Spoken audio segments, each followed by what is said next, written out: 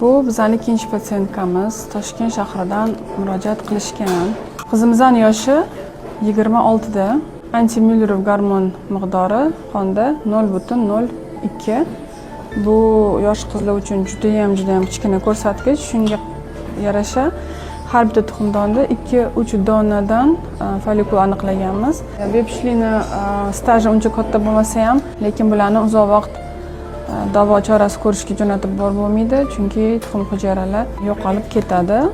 Nimadir bir sabablarga binoan shunaqa. Nima sababdan bunaqa bo'lganini bilolmaymiz, chunki bizning vaqtimiz ko'p emas edi.